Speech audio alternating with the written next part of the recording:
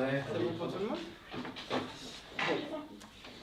Du coup, je me présente. Moi, je m'appelle Sam. Je suis étudiant en prépa psychomote, futur étudiant en psychomote. On croise les doigts pour le concours. Aujourd'hui, je vais vous parler des 5 sens. Donc, comment ça fonctionne, qu'est-ce que c'est, un petit peu le processus. Donc, on a 5 sens principaux. On a le toucher, l'ouïe, la vue, l'odorat et le goût. Ils sont chacun reliés à un organe sensoriel qui sont la peau, les oreilles, les yeux, le nez et la langue. La vraie question, c'est qu'est-ce que c'est un sens, comment ça marche. Donc du coup, je suis allé voir du côté du dictionnaire de Larousse, hein, parce que je ne suis pas non plus érudit à ce point. Et Larousse, il nous dit chacune des fonctions psychophysiologiques par lesquelles un organisme reçoit une ou plusieurs informations sur certains éléments du milieu extérieur, qu'ils soient de nature physique ou chimique. Un peu compliqué, en plus simple, un sens, c'est la manière dont notre corps va analyser, interpréter et réagir aux informations que lui transmet le milieu extérieur. Après, on va aussi parler de stimulation. La stimulation, dans le sens propre du terme, c'est activer une action. Ici, on va activer un sens par le biais de ce qu'on va appeler un stimulus ou des stimuli, qu'ils soient visuels, gustatifs, auditifs. La stimulation, c'est donc la réception d'un ou plusieurs signaux environnementaux. Ensuite, on va avoir la perception. Donc ça, c'est le processus actif qui va arriver après la stimulation. C'est le processus par lequel l'individu devient conscient de son environnement. Il comprend la signification de la stimulation. Donc c'est la capacité à transformer la sensation en une image centrale dans le cerveau, ce qui va permettre l'intégration et la reconnaissance de tous ces petits signaux qu'on a vus auparavant. Donc on va commencer par l'ouïe. Donc l'ouïe, c'est l'organe, c'est le sens de l'oreille. Donc votre oreille, elle se schématise un petit peu comme ça. Vous avez le conduit auditif, le tympan, l'oreille moyenne et interne que vous pouvez voir plus en détail là. Et ensuite vous avez la trompe d'Eustache, les nerfs, les vaisseaux, etc., etc. Donc dans l'oreille interne, vous avez la cochlée, qui est l'organe de l'équilibre et de l'audition en soi, car vous avez les nerfs auditifs qui sont là et là. Et en fait, le son, comment ça se passe? Vous allez avoir des vibrations, donc le son que vous allez entendre, qui vont venir taper dans votre conduit auditif, se frotter à votre tympan, et le tympan va faire vibrer tous les petits osselets qui se trouvent dans l'oreille moyenne. Donc vous avez le marteau, l'enclume et l'étrier. L'étrier va venir faire vibrer la cochlée, et la cochlée va transformer ces vibrations en messages nerveux qui vont être transmis au cerveau par les nerfs auditifs qui sont ici et là. Donc, ensuite, les nerfs cochléaires vont aller dans le tronc cérébral, donc c'est cette partie-là du cerveau. Le tronc cérébral va ensuite envoyer l'information au thalamus, c'est un petit organe une partie du cerveau qui se trouve à l'intérieur. Et le thalamus va rediriger l'information vers le cortex auditif primaire, donc qui est en rouge foncé, puis vers l'aire auditive associative. Dans le cortex auditif primaire, c'est là qu'on va récupérer l'info et on va se dire ça vaut le coup de la traiter. Donc on l'envoie dans le cortex associatif et ici l'information elle va être intégrée, identifiée et on va pouvoir planifier une réaction adaptée. Ensuite, on va parler un petit peu des déficiences. Donc au niveau de l'ouïe, on a plusieurs déficiences qui sont possibles. On va avoir de l'hyperacousie par exemple, qui est le fait d'entendre les bruits plus forts que ce qu'ils le sont en réalité. On va avoir les acouphènes, qui est le fait d'entendre des bruits sourds dans l'oreille, qui ne sont liés à aucun élément extérieur, c'est juste nous qui sommes un petit peu défaillants. La presbyacousie, c'est une surdité progressive qui est liée à l'âge, donc ça c'est génétique, on n'y échappe pas, c'est comme ça. Et puis ensuite, on a la surdité, qui est une perte totale du coup, de l'audition. Donc ça, tous ces problèmes peuvent être liés à un problème au niveau de l'oreille externe.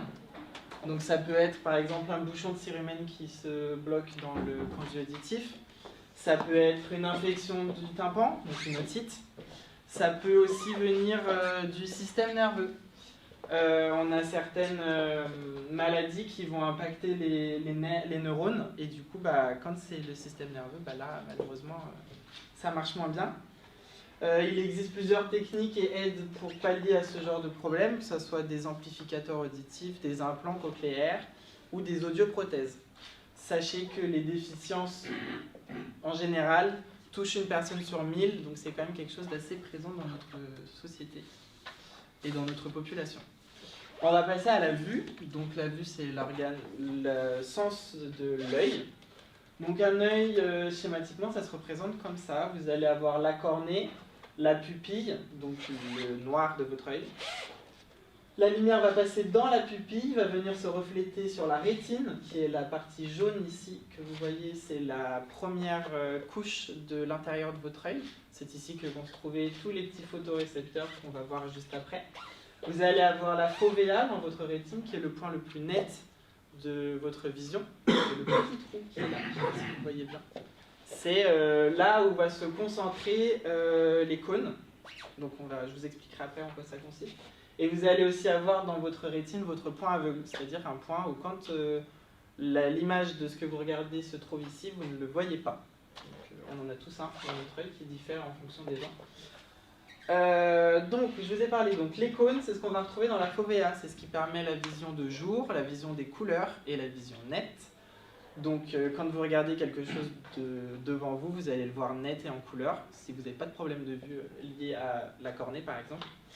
Et ensuite, vous allez retrouver les bâtonnets dans le pourtour de la rétine. Et les bâtonnets vont servir à la vision nocturne et à la vision en noir et blanc. Donc par exemple, quand vous regardez une étoile, vous la verrez beaucoup mieux si vous la regardez de côté que si vous la verrez de face, du fait de cette position des bâtonnets et des cônes.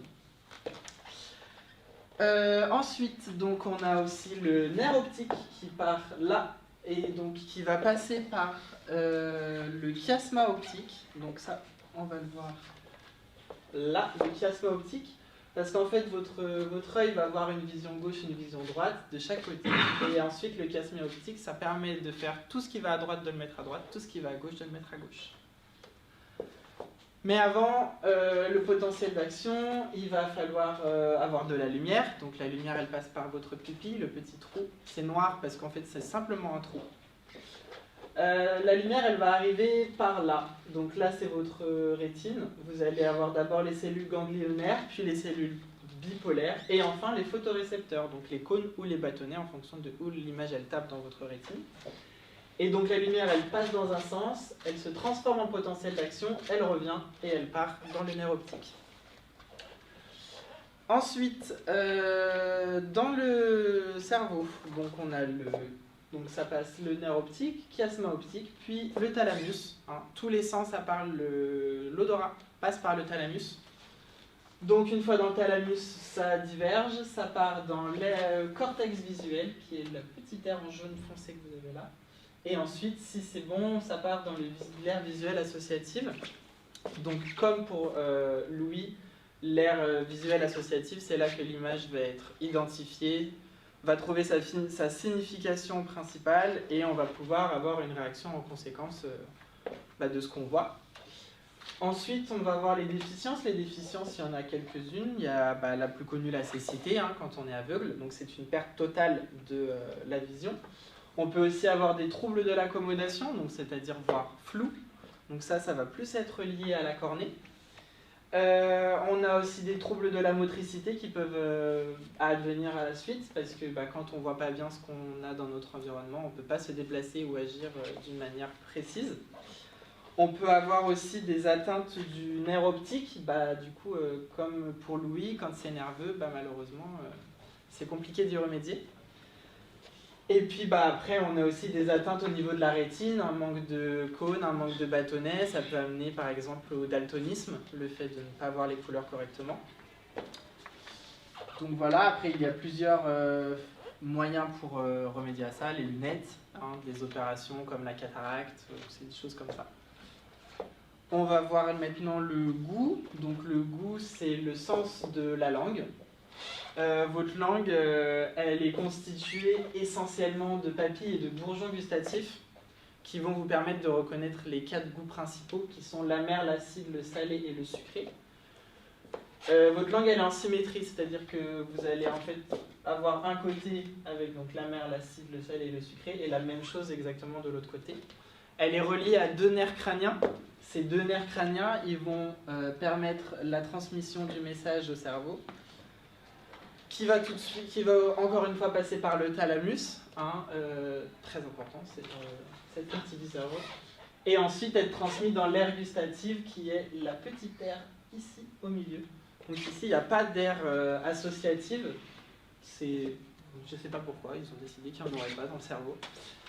Et donc voilà, ça va être pareil, l'information va être identifiée, va trouver un sens et on va réagir en conséquence. Pour ce qui est des déficiences, excusez-moi, la plupart du temps, elles sont liées à celle de l'odorat. Le goût, c'est 75% de l'odorat, donc forcément, quand on a une déficience d'odorat, on a une déficience de goût. Enfin, pas tout le temps, mais en grande partie. Vous avez notamment pu le voir avec le Covid, je pense. Les déficiences gustatives, elles peuvent être notamment liées à du tabac, de l'alcool. Elles peuvent être liées aussi à une mauvaise hygiène bucco-dentaire.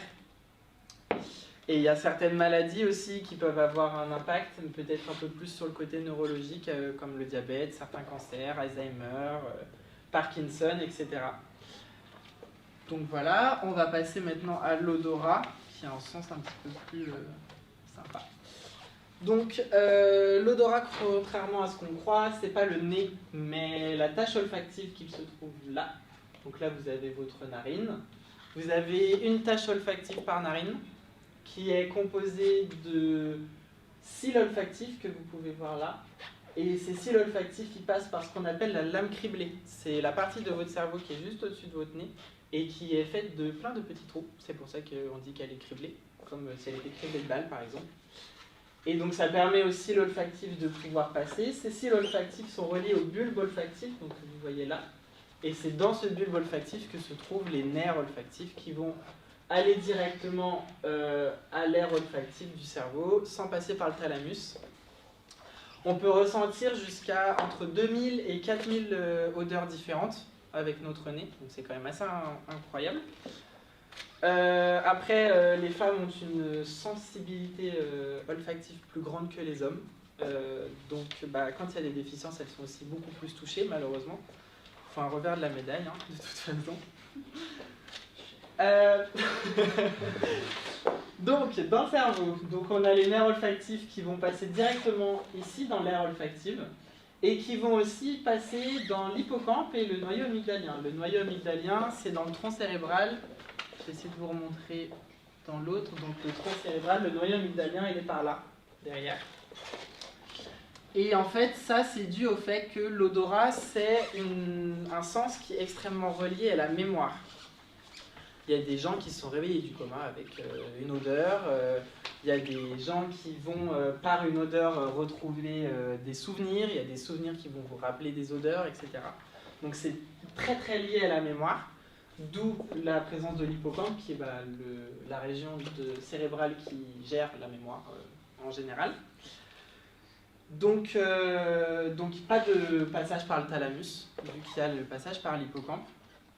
Pour ce qui est des déficiences, comme je vous l'ai dit tout à l'heure, ça est lié au goût. Hein. L'un et l'autre sont très liés.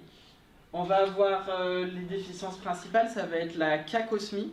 Donc par exemple, c'est le fait de sentir quelque chose, une odeur très forte, nauséabonde, qui n'est pas dans notre environnement actuel. En fait, c'est dû au fait des cils et des nerfs qui ne marchent pas très très bien. On peut aussi avoir la parosmie, donc qui est la distorsion des goûts et des odeurs. Par exemple, vous allez manger du chocolat et vous trouvez que ça a le goût du caramel. Ça s'appelle la parosmie. Et après, en termes de déficience quantitative, donc là c'était les qualitatives, en quantitatif, on va avoir l'hyperosmie, qui est assez rare, on va dire. C'est le fait de trop ressentir les odeurs. On va avoir l'hyposmie, qui est le fait de ressentir les odeurs de manière très faible. Et ensuite, on a l'anosmie, qui est une perte totale de l'odorat. Donc, voilà. ensuite, on va passer au dernier sens qui est donc le toucher. Le toucher, c'est un des sens qui est le plus important dans notre corps. Du fait que l'organe sensoriel principal de ce sens, c'est notre peau et qu'elle recouvre 1,8 m², en fonction de notre taille et de notre poids, bien évidemment. Donc notre peau, elle se compose essentiellement de 3 couches. On va avoir l'épiderme en surface, le derme ensuite, et enfin l'hypoderme sur la fin. Dans toutes ces couches, on va retrouver 4 types de capteurs, les capteurs de contact, de chaleur, de pression et de froid. Ces capteurs sont directement liés à des nerfs qui parcourent tout notre corps. Et tous ces nerfs sont reliés soit à la moelle épinière, donc dans votre colonne cérébrale, dans votre colonne, quoi, vertébrale, pardon, excusez-moi, ou directement dans votre tronc cérébral, parce que les nerfs qui sont dans les bras, vous pensez bien qu'ils ne vont pas aller se foutre là, ils vont directement passer dans le cerveau. Donc, nerf sensitif, moelle épinière, tronc cérébral, thalamus, encore une fois. Et enfin, le thalamus va le faire passer dans ce qu'on appelle l'aire somesthésique primaire et puis l'aire somesthésique secondaire. Donc là et puis ici. Et donc c'est là que va être interprété, identifié et que la réponse va pouvoir se faire par la suite. En ce qui concerne les déficiences, une déficience de toucher, on va appeler ça de l'hypoesthésie. C'est assez dangereux pour notre survie, on va dire, parce que le sens du toucher, ça nous permet de, par exemple, quand on touche quelque chose de très chaud, de pouvoir se retirer et pas se brûler, et par conséquence ne pas mourir de brûlure. J'exagère, hein, mais c'est un petit peu le sens du truc. Donc l'hypoesthésie, ça fait que certaines personnes ne vont ressentir ni le froid, ni le chaud, ni la douleur, par exemple. Donc ça peut amener à des trucs qui peuvent être assez dangereux. Cette déficience, elle peut être liée à beaucoup de maladies neurologiques. Hein, la plupart du temps, c'est neurologique. Ou alors, ça peut être quand vous vous brûlez la peau. Hein, il y a les capteurs qui vont moins bien marcher, forcément. Mais voilà, donc niveau neuro, ça peut être lié au diabète, ça peut être des suites d'un AVC, ça peut être aussi lié par exemple à la sclérose en plaques. Donc il y a plusieurs types de maladies qui font que ça peut être un problème. Donc pour conclure, on peut voir que nos sens sont quand même assez importants, ils occupent une grande place dans notre vie au quotidien. Et qui nous réserve encore plein de surprises. Il y a plein de choses qu'on ne sait pas et qu'on ne peut pas expliquer encore à l'heure actuelle. Mais là, je vous ai présenté ce qu'on peut appeler les 5 sens principaux, les plus connus de tous. Mais il en existe plein. Selon les chercheurs et les documents qu'on peut trouver, ils sont 9, 12, 24, ça dépend des gens. On va pouvoir trouver par exemple l'équilibrioception, qui est le sens de l'équilibre, qui est lié à l'oreille interne. La thermoception, donc le fait de ressentir la température, le chaud ou le froid, qui est lié au toucher, donc à la peau. La proprioception, c'est le fait de savoir identifier ses membres dans l'espace. Donc par exemple, savoir que ma jambe, elle est en bas à gauche, en bas à droite, elle fait tel mouvement à tel moment.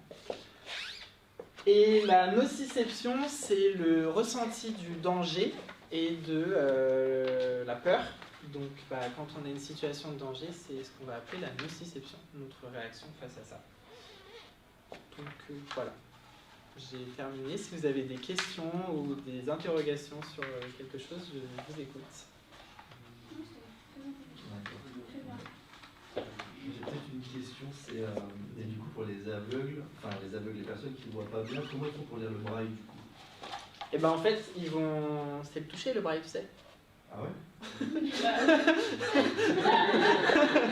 C'est le principe, c'est que c'est en relief et du coup c'est par le toucher qu'ils vont... Ils ont des petits symboles en relief, symboliser des lettres, des mots et du coup ça va faire des phrases, etc. On perd un sens, les autres sens sont plus... En fait, le fait qu'on perde un sens, ça va activer ce qu'on appelle la plasticité cérébrale. Je ne sais pas si vous connaissez un petit peu le terme. Donc du coup, le fait qu'on perde un sens, on va perdre des connexions qui vont du coup être remplacées par d'autres connexions sur d'autres sens. Donc en fait, l'espace qu'on perd est repris par les autres, ce qui fait que justement, oui, on peut être amené à avoir des sens qui sont décuplés chez des personnes qui en ont perdu un ou plusieurs. Par l'odorat ou l'ouïe chez les aveugles ou des choses comme ça. Donc, voilà. J'ai une question. Bien sûr. Moi, je suis sportive, je sais que je travaille la proprioception, donc pour la faire progresser. Est-ce qu'il est possible j'imagine, de progresser sur tous les autres sens? Il y a des... Ah bah bien sûr, on peut s'entraîner, on peut stimuler nos sens au maximum. Tu peux stimuler ton odorat en sentant plein d'odeurs différentes et en les associant à des images, à des mots, à des souvenirs, à des choses comme ça. Tu peux stimuler ta vue en lisant, en regardant des films, etc. Tu peux stimuler ton toucher en touchant des choses. En fait, plus tu vas accumuler des sensations différentes, que ce soit par la vue, l'ouïe, l'odorat, le toucher ou même le goût, plus tes sens vont s'aiguiser parce que tu vas créer des nouvelles connexions neurales et du coup des nouveaux raccourcis. Par exemple, les personnes qui exercent le métier de nez, je ne sais pas si vous connaissez, qui font les parfums, elles ont cette capacité de ressentir des odeurs différentes parce qu'elles s'entraînent tous les jours à sentir des odeurs, des nouvelles choses, etc., etc. Donc bien sûr, tu peux entraîner tes sens totalement de manière quotidienne pour qu'ils soient plus aiguisés, bien sûr. Après, c'est juste une question d'entraînement et voilà, de stimulation. Ouais.